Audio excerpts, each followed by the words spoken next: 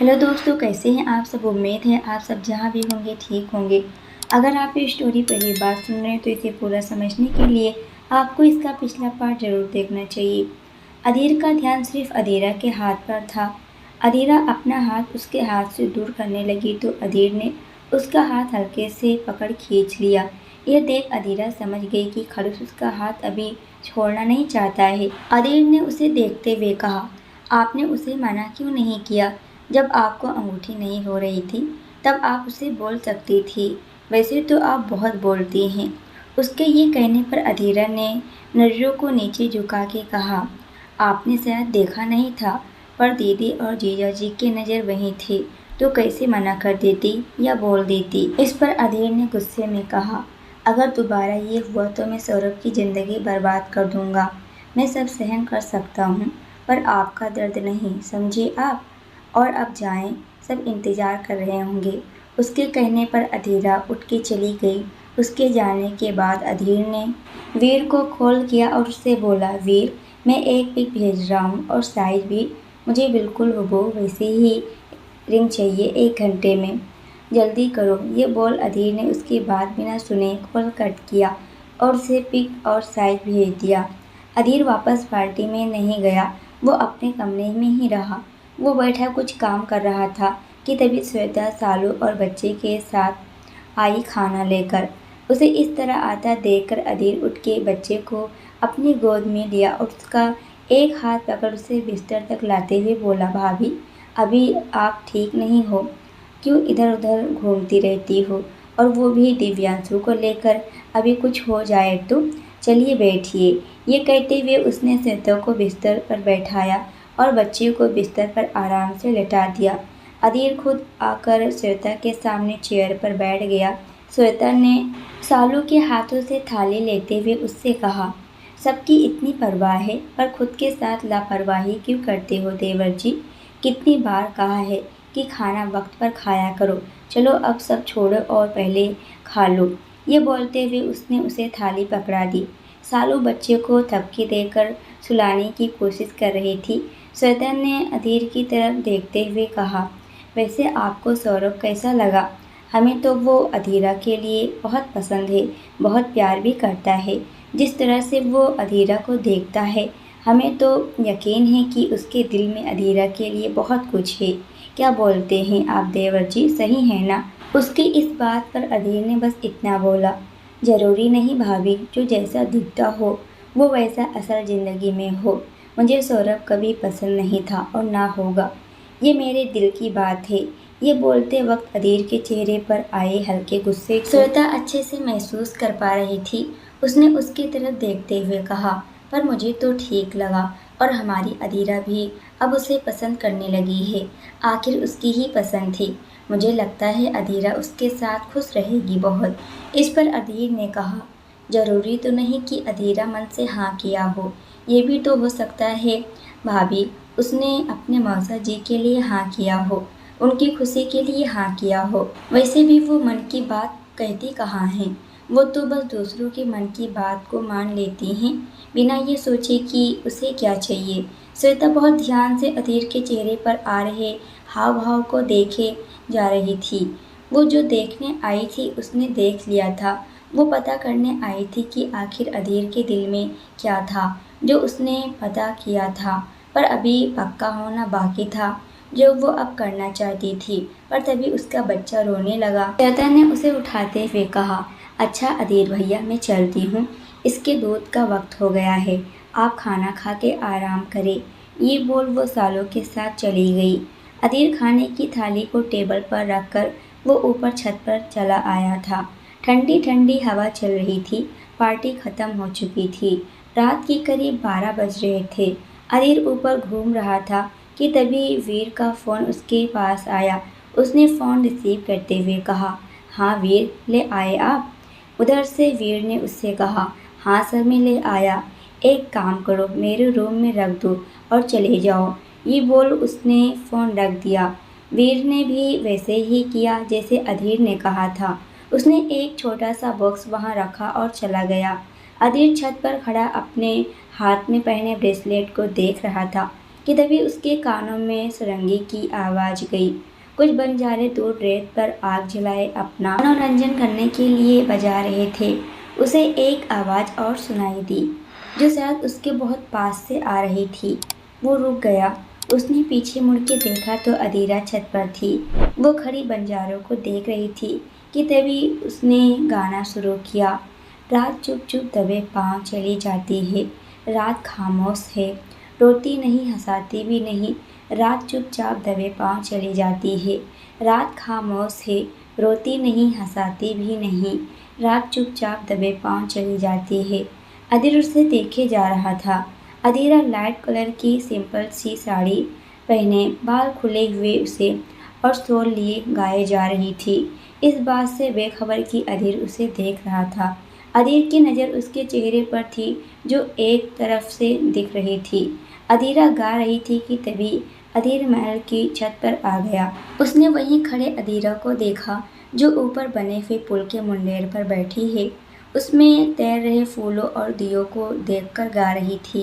चांद के किनारों में वो रोज सा रेशम भी नहीं, चांद की चिकनी डाली है कि घुली जाती है और सन्नाटों की एक धूल उड़ी जाती है। रात चुपचाप दबे पाँव चली जाती है। काश एक बार कभी नींद से उठकर तुम भी। अदीरा ने जैसे गाना ख़त्म किया, वैसे न जाने क्यों उसकी आंखों से आंसू उसके गालों पर लुढ़क आए। अदीर ने जब उसे ऐसे रोते देखा तो उसके पास गया और उसके कंधे पर हाथ रख दिया। अदीरा ने जैसे अदीर के हाथ को अपने कंधे पर महसूस किया, उसने उठ के उसकी तरफ देखी। वो इस वक्त अदीर को वहाँ देखकर हैरान थी। अदीर उसकी आंखों में चमक रहे आंसुओं को देख रहा था। अदीर उसके पास आते हुए बोला, आपकी आंखों में आंसू क्यों, जान सकता हूँ? किसी ने कुछ कहा आपको? क्या हुआ बताओ मुझे। अदीरा ने उससे दूर होते हुए कहा, कुछ नहीं, मैं ठीक हूँ, बस ऐसे ही मन भारी था। ये बोल उसने अपने आंसू साफ किए। अदीर ने उसे कमर से पकड़ के अपने पास खींच लिया और उसकी आंखों में देखते हुए बोला, मुझसे झूठ बोलने की कोशिश मत किया करो, क्योंकि आप बोल नहीं पाती। अब बताओ क्या बात है जो आप उदास हो? किसी ने कुछ बोला है क्या आपको? अदीर के पूछने पर अदीरा ने उसके हाथ को अपने कमर से हटाने की कोशिश करते हुए कहा, आप इतनी रात को यहाँ क्या कर रहे हैं? मैं तो बस ऐसे अपनी छत पर खड़ा था तो देखा आप थी, फिर आपकी आवाज़ सुनी और रुक गया। वैसे गाती बहुत अच्छा हैं आप, कहीं से सीखा है या फिर? ये बोल अधीर उसे मुस्कुरा के देखने लगा।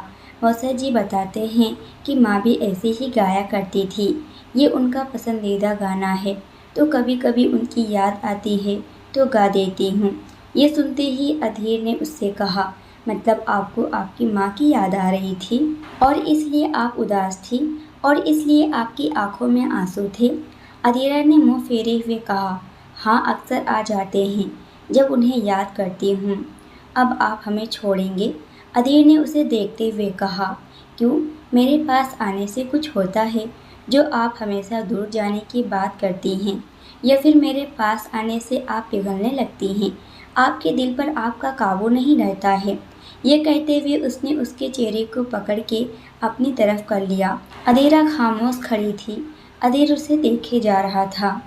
अधीर के इस सवाल पर कि क्यों उसके पास आने से हर बार वो अपने कदम पीछे खींच लेती है, क्या वो उसके पास आने से पिघल जाती है, उसके इन सवालों पर अधीरा खामोश खड़ी थी। अधीर उसके चेहरे को पकड़े हुए बोला, क्या हुआ, जवाब खोज रही हैं कि आप क्या बोलेंगी अपने ठाकुर साहब से? वैसे एक बात बताओ, मैं जब से हूँ तब से कभी मैंने आपको इस तरह देर रात छत पर नहीं देखा, तो आज कैसे? कहीं ये मेरी वजह से तो नहीं? कहीं आपका दिल मेरी तरह बेचैन तो नहीं है? कहीं आप भी मुझसे वो इतना ही बोल पाया था? कि तभी अधीरा उसकी बात को बीच में काटते हुए बोली, नहीं, आप जो सोच रहे हैं वैसा कुछ भी नहीं है। मैं आपके बारे में ना सोचती हूँ और ना सोचना चाहती हूँ। मेरे दिल में क्या दिमाग में भी आपके लिए कुछ नहीं है। आप जब जब पूछेंगे आपको जवाब यही मिलेगा। और अब हमें छोड़ें, हमें जाना है। अधीर उसकी बात सुनकर गुस्से में बोला, अब आप मेरे बारे में सोचेंगी। मैं आपको इतना मजबूर कर दूंगा कि आपके दिल में ही नहीं दिमाग में भी सिर्फ मैं हूँगा। ये बोल अधीर ने खुद से दूर किया और गुस्से में वहाँ से चला गया।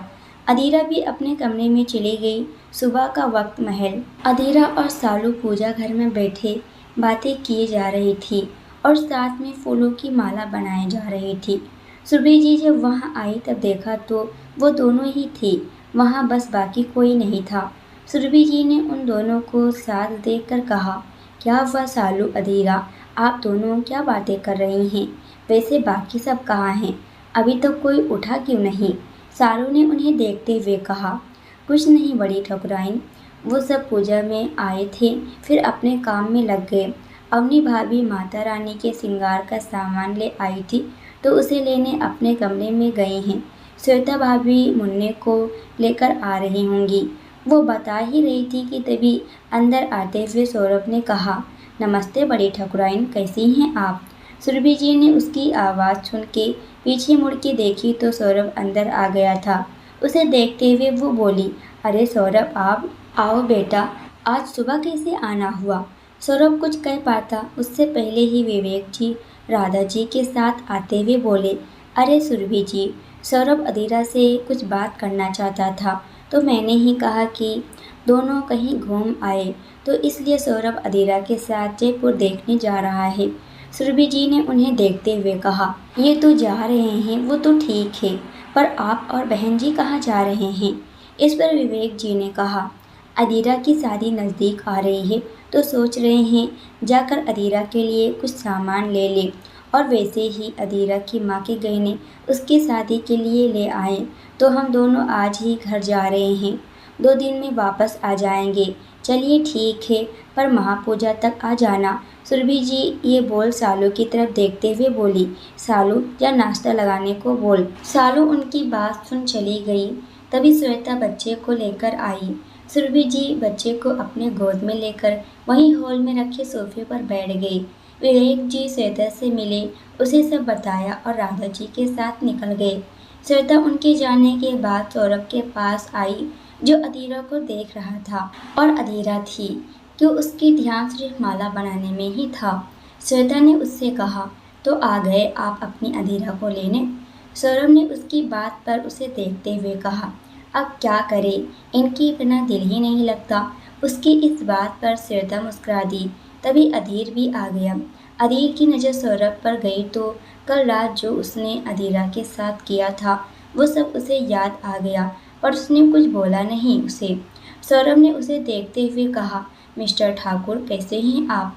कल रात तो आपसे बात ही नहीं हुई, डांस के बाद तो आप दिखे ही नहीं। अधीर ने उससे कहा, बस कुछ काम था तो मैं चला गया था, आप बताएं, आप आज सुबह यहाँ?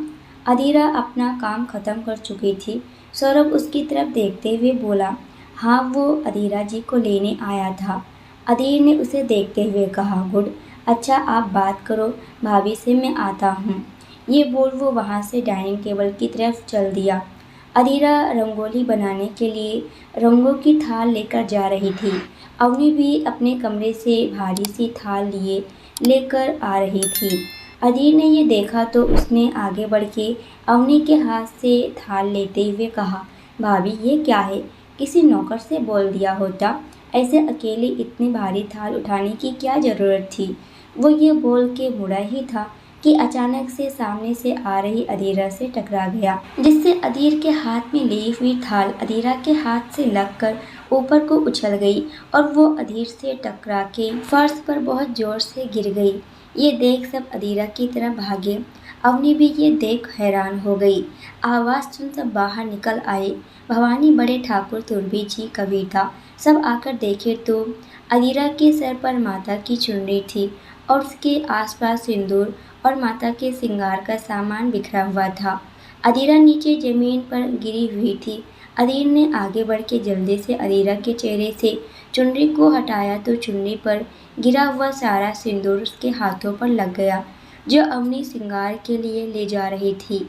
उसने चुनरी को साइड में रखा और अधीरा को उठा के देखा तो उसके सर पर हल्की चोट थी। उसने उसके सर को देखने के लिए जैसे हाथ उसके माथे से सर तक फेरा उसके हाथ में लगा पूजा के सामान में से सिंदूर अधीरा की मांग में भर गया।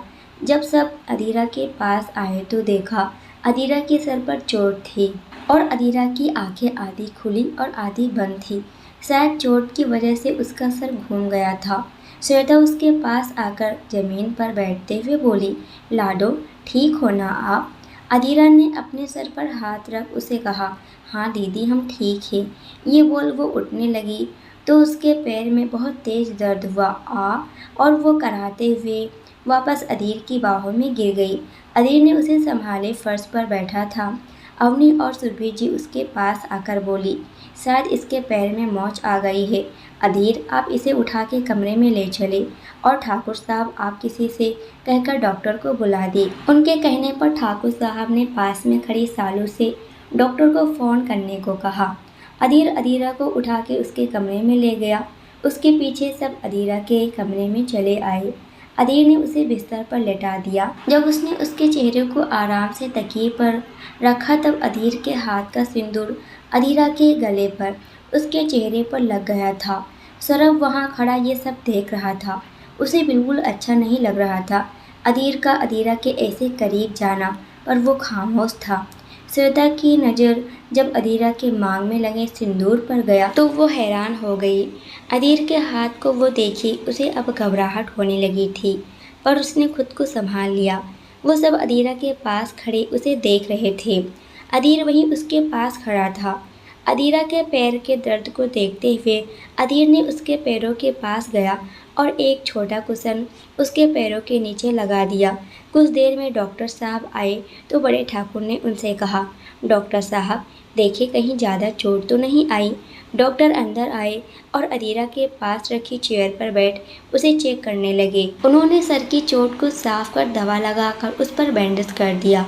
अधीरा का हाथ चेक करते हुए डॉक्टर ने उससे पूछा, बेटा आपको हाथ में दर्द तो नहीं है ना? इस पर अधीरा ने बस सिर हिला के ना कह दिया। फिर डॉक्टर ने उसके पैर को चेक किया और देखते हुए बोले, डोंट वरी बड़े ठाकुर साहब, सिर्फ मोच है, 2 दिन में ठीक हो जाएगा, पर चलना फिरना आज ना करे और कल हल्का फुल्का, ज़्यादा ना हो, नहीं तो प्रॉब्लम हो जाएगा। बाकी मालिश करते रहें। मालिश के लिए ट्यूब लिख कर दिए, डॉक्टर साहब बता के चले गए। बड़े ठाकुर ने अधीरा को देखते हुए कहा, सुना ना आपने, बोले हैं डॉक्टर साहब तो अब आराम करो और कहीं नहीं जाना। ये बोल वो उन्होंने प्यार से उसके सर पर हाथ फेरा और चले गए। सुरभि जी भी उसे हिदायत देकर चली गई। सौरभ वहीं खड़ा था। अधीरा ने उसे देखते हुए कहा, सॉरी सौरभ जी, मैं आज आपके साथ जाने वाली थी और ये सब हो गया। सौरभ उसके पास आकर उसका हाथ पकड़ते हुए बोला, कोई बात नहीं, आप रेस्ट करें, हम फिर कभी चले जाएंगे। अच्छा आप रेस्ट करें, हम चलते हैं। ये बोल सौरभ बाहर आ गया। वो नीचे जा ही रहा था कि तभी भवानी उसे मिल गई। उसने सौरभ को आवाज़ लगाते हुए कहा, अरे सौरभ बाबू आप जा रहे हैं?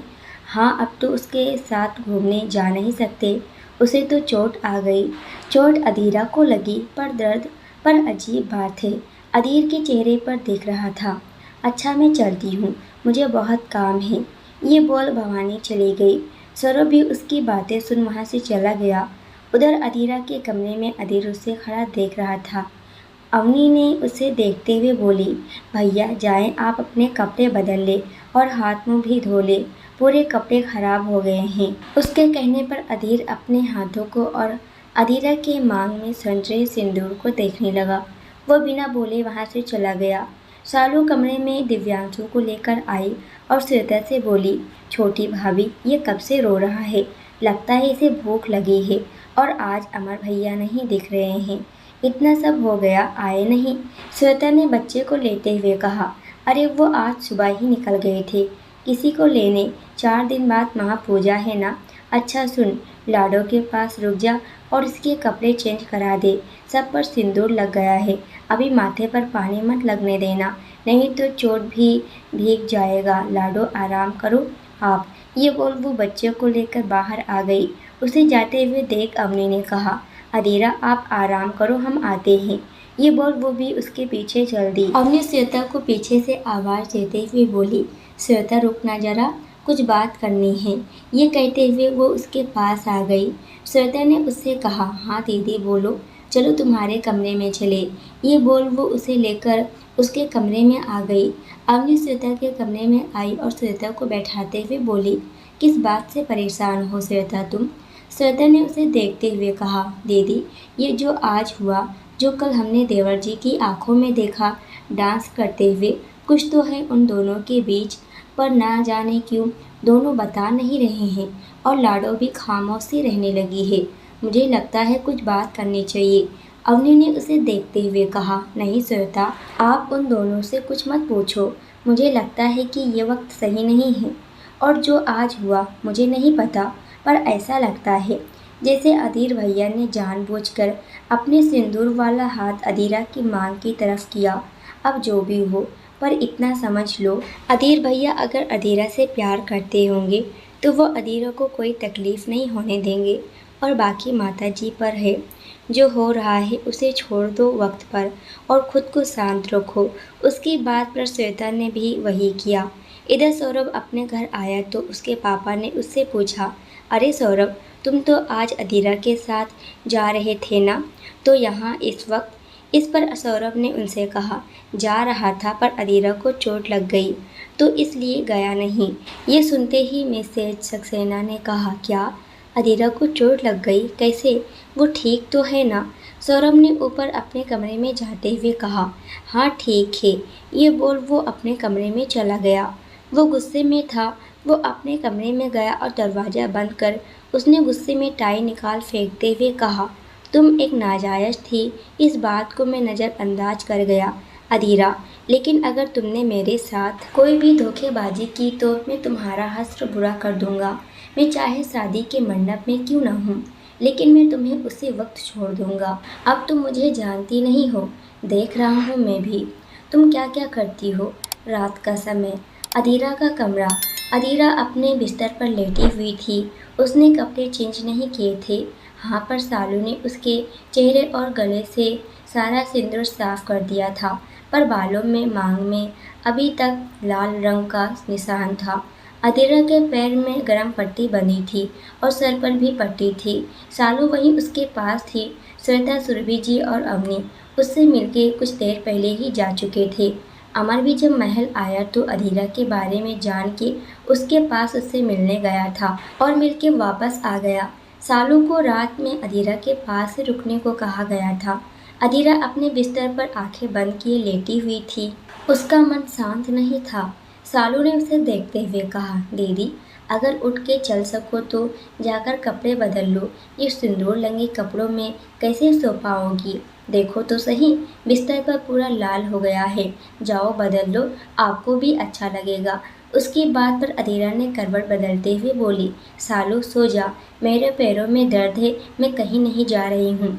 वैसे भी रात काफ़ी हो गई है, सो जा, मेरे सर में भी दर्द हो रहा है, मुझे सोने दे बस।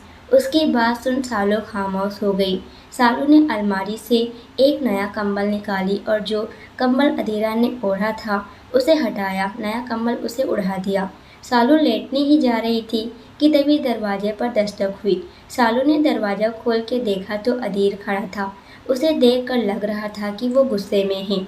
अधीर ने भी शायद अपनी शर्ट सुबह से बदली नहीं थी, क्योंकि उसके शर्ट पर अभी भी जगह जगह सिंदूर लगा था। सालू ने उसे देख हैरानी और घबराहट के साथ बोली, अधीर भैया, इस वक्त आप यहाँ, कोई काम था क्या? जैसे सालू ने अधीर का नाम लिया तो अधीरा झटके से उठ के बैठ गई। उसने अधीर को देखा तो वो सालू को देख रहा था। अधीर ने सालू को देखकर कहा, सालू मुझे अधीरा से बात करना है, आप जाओ। उसके ये कहने पर अधीरा ने कहा, सालू कहीं नहीं जाएगी। उसका ये कहना था कि अधीर ने गुस्से में सालू को देखा तो वो बोली, मैं जाती हूँ भैया, बड़ी माँ को शायद मेरी ज़रूरत हो। ये बोल वो चली गई। उसके जाने के बाद अधीर ने दरवाज़ा बंद किया और अधीरा की तरफ बढ़ गया। अधीरा उसे पास आता देख बिस्तर से उठ के लंगड़ाते हुए खड़ी हो गई। उसके पैर में दर्द हो रहा था, पर वो अधीर से दूर जा रही थी। अधीर ने उसका हाथ पकड़ अपने पास खींच लिया। अधीरा के ऐसे झटके से चलने पर उसके पैर में दर्द शुरू हो रहा था। अधीर ने उसे देखते हुए गुस्से में कहा, क्यों किया आपने ये सब? आपको नहीं जाना था उसके साथ तो क्या ज़रूरत थी खुद को चोट पहुंचाने की। जानती हैं ना, मैं आपको दर्द में नहीं देख सकता, तो क्यों खुद को चोट दिया। मुझे नहीं पता आप क्या बात कर रहे हैं। छोड़े मुझे ठाकुर साहब और जाएं यहाँ से। ये बोल अदीरा खुद को छुड़ाने लगी। अधीर ने उसे शीशे के सामने खड़े करते हुए कहा, अच्छा तो अभी आपको ये नहीं पता कि मैं क्या बात कर रहा हूँ, तो समझा देता हूँ। ये बोल वो अदीरा को और पास ले आया। अदीरा ने उसे धक्का देकर दूर हटते हुए कहा, मैंने आपको मना किया है ना कि मेरे पास मत आया करें। आप क्यों आते हैं। मुझे नहीं पसंद आपका पास आना या कुछ भी। जाएं आप। अधीर ने उसकी बात सुन उसे पकड़ शीशे के सामने खड़ा कर उसमें दिखाते हुए कहा, ये जो रंग आपके माथे पर, आपके कपड़ों पर और आपकी मांग में मेरे हाथों से लगा है, उसे सिंदूर कहते हैं। जानती हैं ना आप। तो अभी तक क्यों नहीं हटा दिया इन्हें। क्यों इस लाल रंग को अपने साथ सुबह से शाम तक लिए घूम रही हो। अधीर के सवाल पर अधीरा ने उससे पूछा, आप बताएं, क्यों आपने अपने सिंदूर लगा हाथ मेरे सर पर फेरा, जानबूझ के ना। बोले ठाकुर साहब, मैंने मना किया था ना आपको कि मुझसे दूर रहें, तो क्यों किया आपने, वो भी सौरभ जी के सामने। उसकी बात सुनकर अधीर ने कहा, आपकी वजह से आपने मुझे गुस्सा दिलाया अधीरा। जब आपको पता है कि मैं आपको दर्द में नहीं देख सकता, तो क्या ज़रूरत थी आपको ये सब करने की। जब आपको चोट लगी तो मेरा गुस्सा बहुत बढ़ गया था। वो तो शुक्र मनाओ और कुछ नहीं किया, बस सिंदूर का लगा हाथ लगा के छोड़ दिया। नहीं, उस वक्त मुझे इतना गुस्सा आया था कि किसी की जान भी ले लेता तो भी शायद कम नहीं होता। आपके सामने सौरभ खड़ा था और आप उसे ही देख रही थी। मैं खुद के गुस्से को कंट्रोल नहीं कर पाया था, इसलिए जो सही लगा बस कर दिया। और एक बात, ये लाल रंग नहीं है, सिंदूर है, इसे मैंने भरा है। इस मुताबिक आप मेरी पत्नी हुई। और रही बात मंगलसूत्र की, तो वो भी सबके सामने बहुत जल्दी पहनाऊंगा। आई बात समझ। ये सुन अधीरा गुस्से में बोली, मैं नहीं मानती इसे, नहीं मानती आपके लाए इस धोखे के रंग को, नहीं मानती मैं आपको अपना पति। मत करे मेरे लिए सब कुछ इतना कॉम्प्लिकेटेड कि मैं खुद के साथ कुछ कर लूँ। मैं सब सहन कर सकती हूँ ठाकुर साहब, पर अपने मौसा जी के नज़रों में अपने लिए नफरत नहीं, वो मेरे लिए पिता से बढ़ के हैं। अधीर ने उसके चेहरे को पकड़ के और उसकी आंखों में देखते हुए कहा, और आप तो मेरे लिए ज़िंदगी से बढ़ के हैं। मैं आपको खो के जी नहीं सकता। दोस्तों आज के लिए इतना ही। इसके आगे क्या होगा ये हम अगले वीडियो में देखने वाले हैं। जब तक ये देखिए वीडियो पसंद आए तो वीडियो को एक लाइक और कमेंट तो बनता है, तो प्लीज़ लाइक और कमेंट ज़रूर करना। और अगर आप हमारे चैनल पर नए हो तो चैनल को भी सब्सक्राइब करना मत भूलना। पूरी वीडियो देखने के लिए आप सभी का बहुत बहुत धन्यवाद।